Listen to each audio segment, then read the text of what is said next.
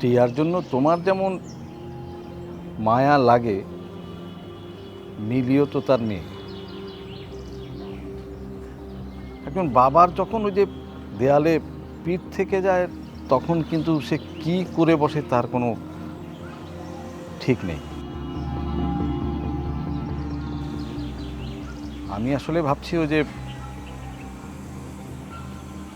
নারী নির্যাতন মামলার কথা।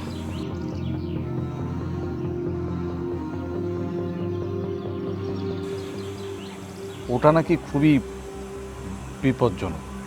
14 বছরের সশ্রম কারাদণ্ড। কি একটা কাণ্ড বলো দেখি। মামা, হ্যাঁ, আপনার কথা শুনলে তো আমার ওই গ্রামের মামাতো ভাইয়ের কথা মনে পড়ে গেল গা। মামাতো ভাই এখনো জেলখানায় আছে। কি যে কষ্ট, জামিন নাই। মাইয়া মানুষ, মামা বড়ই নিষ্ঠুর।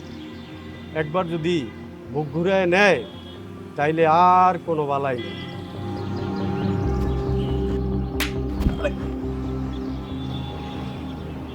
বেয়াদব, আমাদের পারিবারিক সমস্যা নিয়ে তোকে কথা বলতে কে বলেছে?